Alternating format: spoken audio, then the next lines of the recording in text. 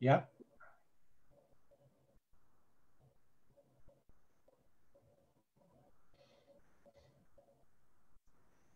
You would have been much later, Joe. Mr. You're President. talking about 2 million people. You're not President, We will protect Mr. people President, with I'm the pre-existing moderator of this conditions. debate. Will you Who shut is your- up, man? listen.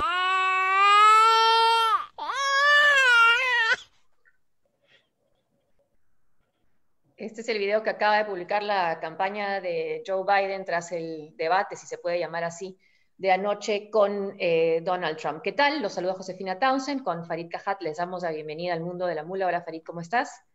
¿Qué tal? Buenos días. Hoy comenzamos con dos noticias desalentadoras. Una, por supuesto, es ver ese debate anoche, y otra es la muerte del creador, del padre de Mafalda, de Quino. Triste noticia. Comencemos con lo primero, ver no sé si llamarlo espectáculo, ¿no? Lo que fue ayer esta versión de un debate según Trump, en la que también, por supuesto, Biden llegó también a los insultos, bueno, y llamarle varias cosas, ahí están las imágenes, ¿no? Como payaso. Ahora, dos temas que me quedan ahí, además que por supuesto, hablemos después del tono, si quieres ahora también, pero lo que me preocupa es el que no haya podido condenar a los movimientos supremacistas blancos Donald Trump, y dos, que también se haya negado a decir que va a reconocer los resultados electorales, y que incluso haya hablado de la posibilidad de que tomen meses en conocerse estos resultados. ¿Qué te parece a ti? Creo que creo que era comprensible que Trump saliera a la ofensiva ayer, porque está 7 puntos por debajo de Biden en el promedio nacional de encuestas. El que tiene que recuperar terreno es él, pero su agresividad fue tal que creo que se vio más bien desesperado, y eso tiene que ver con tu pregunta, porque una razón para, alegar un fraude que jamás se ha producido y que no hay evidencia de que esté en ciernes, es porque eres consciente de que hay una alta probabilidad de que pierdas la elección. Y claro, es después de mí el diluvio. Si no soy yo, no será nadie. Creo que esa es la lógica. Y lo que ha revelado el New York Times, en la medida en que se confirmen como hechos, sí, es una persona que está en una situación desesperada en términos financieros. Ahora, ha podido usar más ese tema Biden, ¿no? El de los impuestos y el de ser un empresario fracasado, lleno de deudas. Claro, lo cual es un tema importante. ¿Por qué? Porque Gallup, la empresa encuestadora, la primera gran empresa encuestadora en la historia de Estados Unidos, ya no es la más importante, pero sigue siendo una de las más importantes. El año 2016 en sus encuestas revelaba que el voto por Trump tenía dos motivaciones. Uno, no es un político tradicional, es un outsider. Y dos, es un empresario exitoso.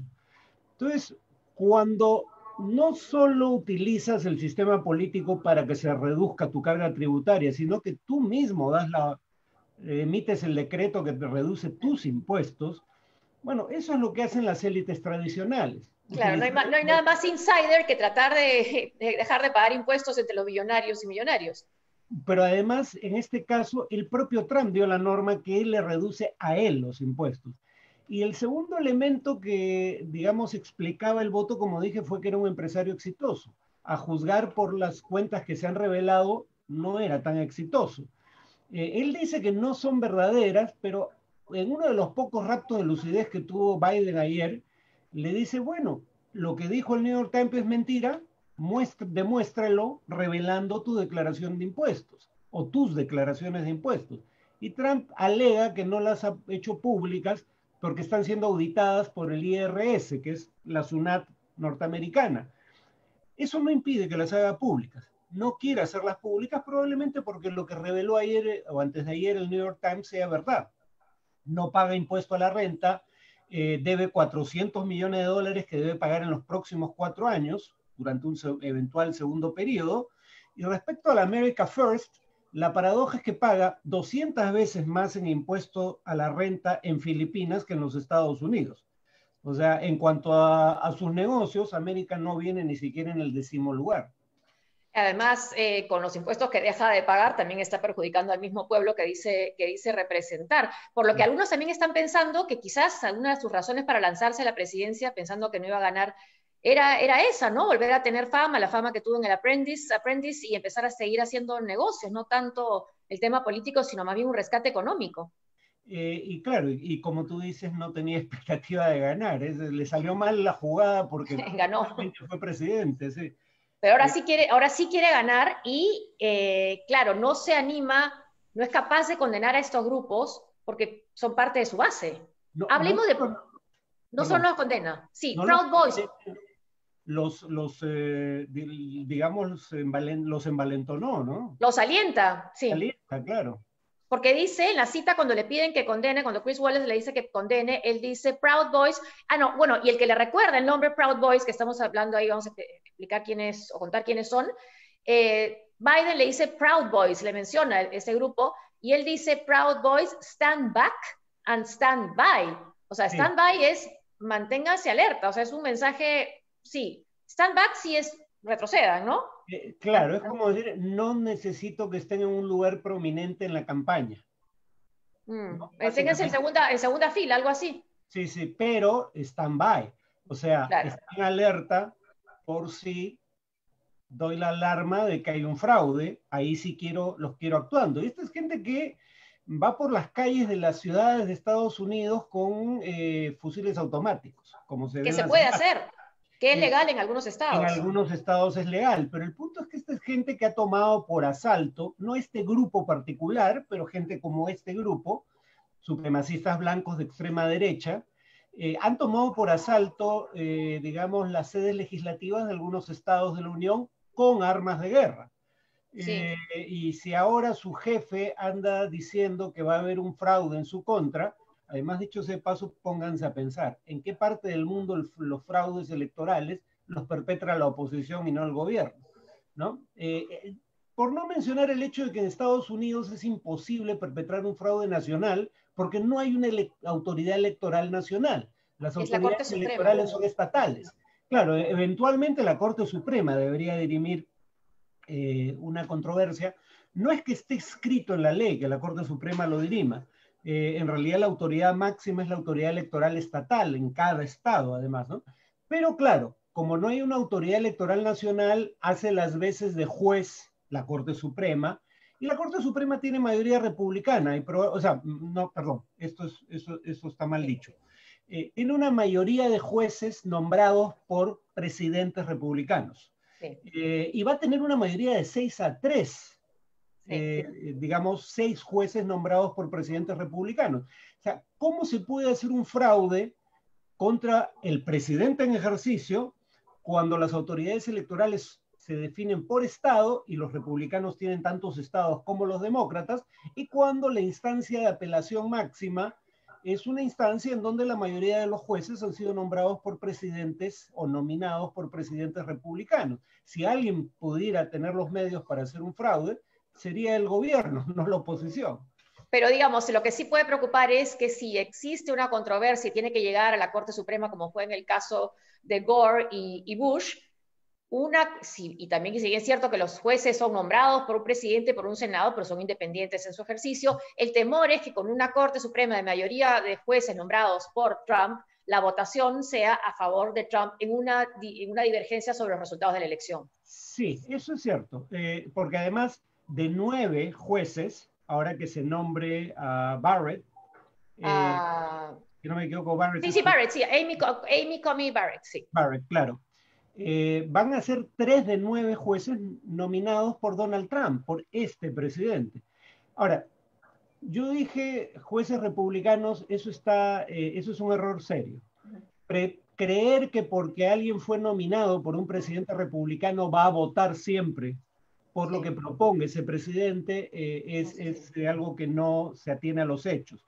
Por ejemplo, un juez nombrado por Trump o nominado por Trump y confirmado por un Senado de mayoría republicana, Gorsuch, fue el que dio el voto o emitió el voto decisivo para aprobar el matrimonio igualitario en Estados Unidos.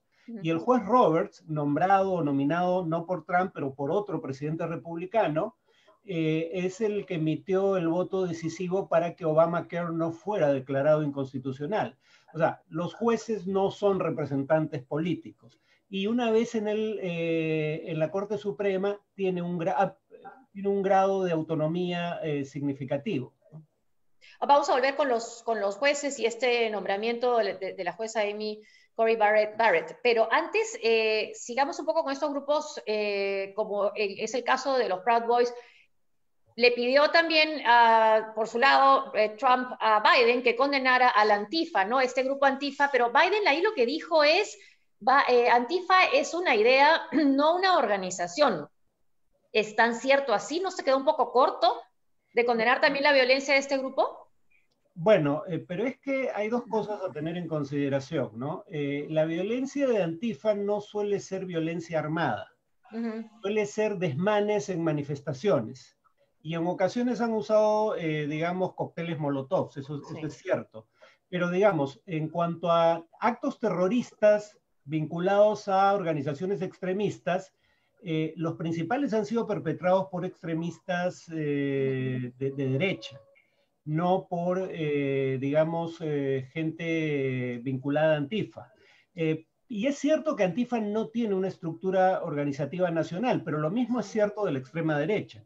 No hay tal cosa como el Comité Nacional de los Supremacistas Blancos. Entonces, sí, debió haber sido más claro en esa materia, pero en todo caso él sí condenó toda forma de violencia. Sí, eso sí. Ahora, ahí está, esta es la foto. El de la izquierda es bueno, el que vemos con el polo amarillo y negro es un Proud Boy y está discutiendo con un representante de Antifa. Esos son los polos típicos de Proud Boys que vienen de una marca que ya dejó de hacer en ese color, porque ya lo estaban asociando demasiado con ese grupo con el que por supuesto no quería asociarse de ultraderecha. Ahora, si bien no representan a la mayoría del país, ninguno de estos dos grupos, bueno, por supuesto que marcan el debate y han debido marcar sus diferencias, ¿no?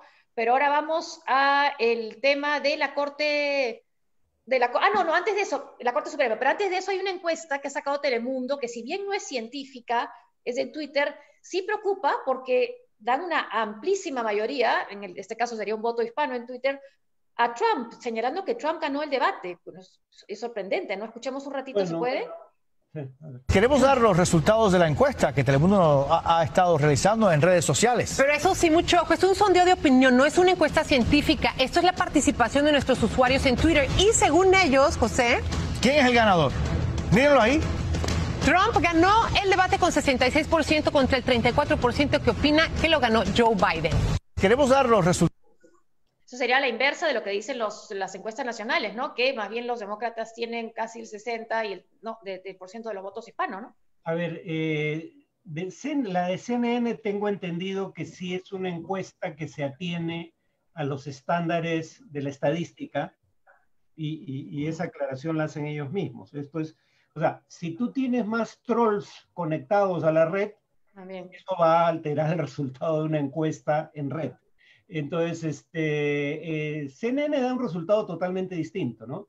60% cree que ganó Biden, solo 28% cree que ganó Trump. Yo creo que perdimos todos.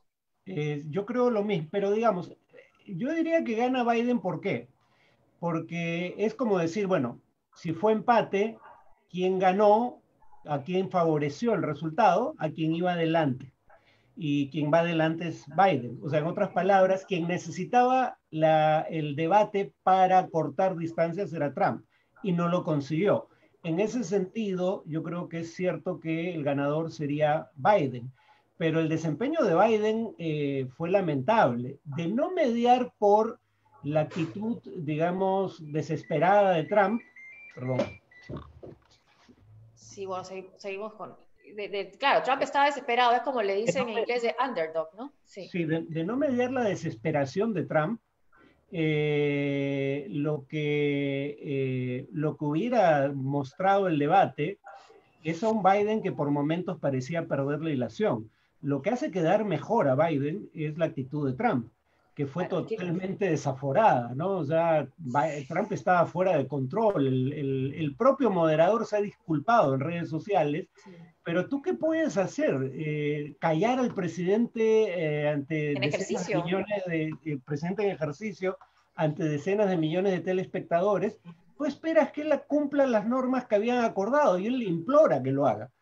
Pero Trump no acepta ninguna norma, salvo la que emane de su propia voluntad. Es difícil mantener también la ilación y la concentración con Trump constantemente interviniendo, ¿no? Al final también Biden intervino, y ahí se notó lo que él contó, que tuvo un problema de chico, ¿no? Que tenía un problema de tartamudeo cuando era joven, ¿no? Claro, y además tener a Trump con esta actitud. Ahora, hay un tema que está rescatando Trump en su cuenta de Twitter, se ha dado cuenta, pues seguramente o lo habrán dicho, no sé si alguien se atrevería a decirle que no estuvo bien, pero en fin. Lo que está insistiendo es que va a dejar de votar el lado izquierdo, como lo acusa ser socialista, y él marcó distancia con el Green Deal, ¿no? de Bernie Sanders. Está diciéndole que esa base lo va a abandonar. Por ese lado está diciendo que va a perder.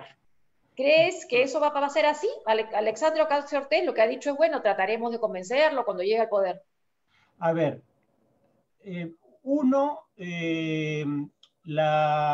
Biden no apoya el Green New Deal de Alexandria Ocasio-Cortez y otros congresistas de izquierda, pero tiene un programa en la misma línea que implica una inversión pública en nuevas tecnologías, digamos, generadoras de energías renovables y reducción de energías fósiles de 1.7 trillones de dólares. Mientras que Trump ni siquiera reconoce la existencia del cambio climático. Ayer se le planteó explícitamente que lo haga y no lo pudo hacer. No se entendió nada, sí. Por otro lado, ha habido movilizaciones, las mayores en la historia de los Estados Unidos, según Erika Chenoweth, porque ella ha calculado, una investigadora de Harvard, si no me equivoco, ha calculado cuántas movilizaciones hubo, cuántas personas se movilizaron en cada caso, y básicamente calcula que estas movilizaciones de Black Lives Matter son las más grandes jamás habidas en Estados Unidos, en pleno año electoral. Entonces, esa base está movilizada por diversas razones, entre otras por la animadversión que le genera Trump, y eso probablemente augure que vayan a votar en mayor proporción de lo habitual. Entonces, yo no veo ese riesgo, precisamente porque Biden es consciente de que lo importante en esta campaña es Trump, no él. Es lo polarizante que es la imagen de Trump. Y creo que eso es lo que lo va a ayudar a movilizar a la base de izquierda del Partido Demócrata. Eso es lo que querría Trump, obviamente, pero que no voten, pero probablemente no ocurra. Al revés. Y también lo que puede ayudar a movilizar a ambas bases es el tema del nombramiento de esta jueza de ideas conservadoras, no tanto por quién se trate, sino también por el momento en que se hace, ¿no? Quizás esa insistencia de Trump de nombrar a esta jueza puede sí hacer que se movilicen los dos grupos y vayan a votar. Sí, porque no hay nadie ha hecho críticas a ella como persona o como profesional. Aparentemente ni Biden, ni Biden. Es una brillante profesional y aparentemente es una buena persona. Por ahí no va el tema. El punto es que sus opiniones, que las ha expresado a través de sus fallos, sus opiniones son opiniones de extrema derecha, para decirlo con claridad. En una serie de temas como, por ejemplo, el aborto legal bajo determinadas circunstancias, la posesión de armas, la inmigración, el Obamacare, y si se revoca el Obamacare, más de 20 millones de personas podrían perder su seguro médico. Ese es el tema con ella, no tiene nada que ver con sus características como persona o profesional. Y ahí también hay que tener en cuenta que siendo bastante joven ella, Trump puede incluso tener un segundo periodo, pero ella se queda de por vida. Y eso es lo que podrían cambiar quizás si tienen una mayoría en el Congreso los demócratas, y que ayer no quiso adelantar nada a Biden. No podrían o ampliar el número de jueces en la Corte Suprema o poner un límite a los jueces en ejercicio en la Corte Suprema. Sí, yo diría que la vía más, digamos, razonable de acción sería la segunda, ¿no? Porque la idea de no poner límite al periodo en el cual alguien está en la Corte Suprema viene por el hecho de que tú no quieres que los jueces de la Corte Suprema estén sometidos a presión política. Si tienen que ir a reelección para el cargo y su reelección depende del Congreso o del presidente, eso podría condicionar sus fallos. Pero lo que sí puedes decir es que no tengan un periodo fijo breve de tiempo en la Corte, pero que sea un periodo, digamos, de 18 años, donde claramente te da el espacio suficiente para no estar sometido a presión política, sí. pero tampoco parece razonable que se eternice una mayoría conservadora que es bastante frágil. Tengamos en cuenta el siguiente dato.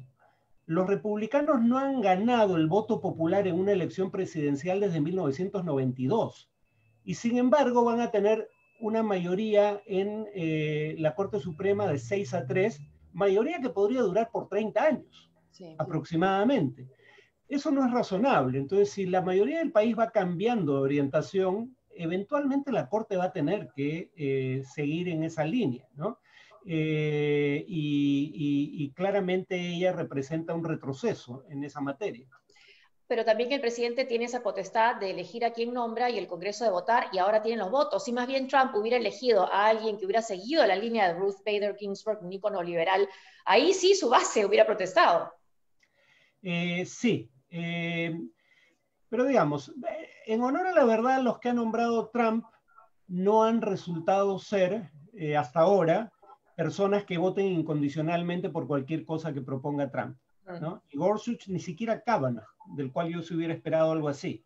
Sí. Pero el punto es que hasta ahora era una mayoría conservadora de 5-4, y entonces cuando un conservador cambiaba el sentido de su voto, cambiaba la mayoría. Ahora va a ser una mayoría de 6-3, con que cambie uno no va a bastar para cambiar la mayoría en la Corte, ¿no? Ese es un poco el temor, y de que esa nueva mayoría bastante conservadora perdure por 30 años en un contexto en el que el país está yendo en la dirección opuesta. Sí. Por ejemplo, la mayoría de los estadounidenses está en favor del matrimonio entre personas del mismo sexo. Según diversas encuestas, esa mayoría ha tendido a crecer en el tiempo, no a reducirse. Pero la mayoría de la Corte Suprema va a ir en la dirección contraria. Por otro lado, los demócratas tienden a crecer electoralmente por el simple hecho de que los republicanos se han aferrado a una base de blancos no hispanos, sobre todo hombres de avanzada edad, que es un grupo demográfico decreciente en los Estados Unidos. Si los republicanos no cambian su orientación para apelar a sectores más amplios de la población, se van a convertir en una minoría electoral. De hecho, ya lo son. Como dije, no han ganado una elección presidencial. Si no fuera por el colegio electoral, no ganarían. Exacto. Ahora, tú hablabas de no estar sometidos a presiones electorales en el caso de los jueces, ¿no? La publicación de Atlantic tiene ahora un artículo donde se proyecta y dice qué pasa si Trump gana un segundo periodo y no está sometido a la posibilidad de tener que hacer campaña para otro periodo más, ¿no? Porque ya no pueden los presidentes de Estados Unidos. ¿Cómo sería esa presidencia? Por eso perdimos todos en el debate, porque un segundo periodo de Trump marcaría muchísimos temas internacionales también. Mira, si Trump tiene tan poca capacidad de autocontrol en un contexto en el cual todavía tiene que ir a la reelección y ya no tiene mayoría en una de las cámaras, imagínate un segundo periodo en donde va a tener probablemente, si es que él gana, ¿no? Porque si pierde probablemente no sea el caso, pero si gana probablemente pueda mantener la mayoría en el Senado, aunque probablemente no recupere la mayoría en la Cámara de Representantes. Salvo ahí donde necesite la anuencia de la mayoría de la Cámara de Representantes, Trump se va a sentir en libertad de gobernar por decreto virtualmente a discreción. Lo vimos ayer, o sea, justamente de eso trataba el debate de ayer. El moderador le dice, un poco implorándolo, yo no lo voy a callar, manu militari, no puedo cortarle el micro, pero estas son las reglas que usted aceptó, por favor cúmplalas. Y él es incapaz de hacer eso. Y eso no solo respecto a las reglas de un debate.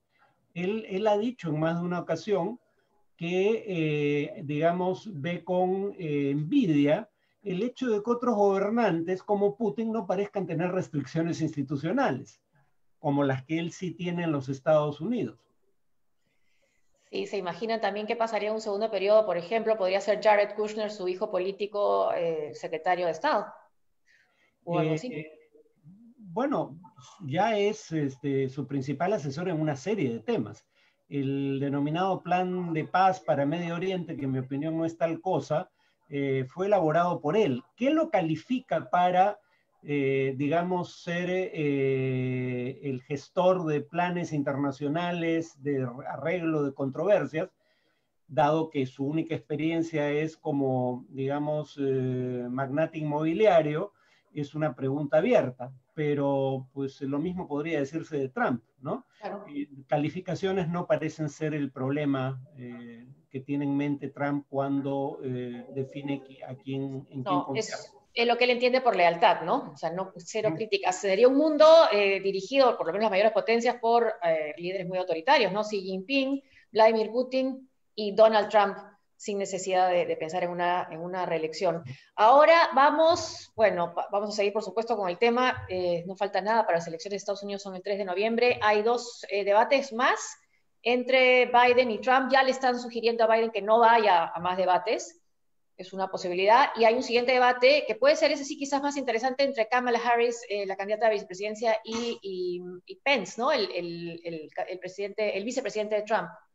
Yo creo que Kamala Harris probablemente tenga la victoria contundente en un debate que no tuvo Biden. Lamentablemente el debate entre candidatos a la vicepresidencia ni atrae una audiencia comparable a la audiencia que atrae el debate presidencial, ni tiene un mayor efecto sobre la intención de voto. De hecho, ni siquiera el debate presidencial tiene un efecto mayúsculo sobre la intención de voto, sí, pues, por diversas razones, una de las cuales es que la gente que dice haber cambiado el sentido de su voto vuelve a cambiarlo antes de las elecciones, que todavía son a un mes de distancia aproximadamente, ¿no? Claro, pero ¿tendría un impacto? Sí, pues, sí, dime, perdón. No, pero probablemente Kamala Harris, que es mejor polemista que Biden, frente a alguien tan opaco como Pence, que como polemista más bien se parece a Biden, probablemente ella sí obtenga un mejor resultado, tenga un mejor desempeño. Sí, cuando sí importó, pero por razones que lo perjudicaron, fue más bien la candidata a la vicepresidencia Sarah Palin, ¿no? De McCain, que debe haberse arrepentido de haberla escogido como su compañera de fórmula. Sí, fue un caso penoso, ¿no? Un poco decir, yo sé de política exterior porque yo fui gobernadora de Alaska y desde Alaska se puede ver Rusia, lo cual además no es estrictamente cierto. Se ve una isla que pertenece a Rusia, pero esa era su calificación en materia de política exterior, ¿no? Kamala Harris es probablemente de los 4 que están contendiendo, candidatos a presidente y vicepresidente, la más inteligente. Vamos ahora, hablando de Rusia, a un conflicto donde Rusia y Turquía están involucradas, ¿no? Que es estos enfrentamientos que han habido entre Armenia y Azerbaiyán por una región que es Nagorno-Karabaj. No sé si tenemos por ahí de repente algún mapa después para entender qué es Nagorno-Karabaj, que no es primera vez que se dan estos enfrentamientos. A ver, ¿qué es lo que está pasando ahí, Farid? Ahí lo que hay que tener en cuenta es que ambos, Armenia y Azerbaiyán, eran parte de un mismo estado hasta 1990. La Unión Soviética. La Unión Soviética, su nombre completo era Unión de Repúblicas Socialistas Soviéticas. Armenia y Azerbaiyán eran 2 repúblicas socialistas soviéticas, parte de la Unión Soviética. Durante la Unión Soviética, todas las repúblicas se gobernaban desde Moscú.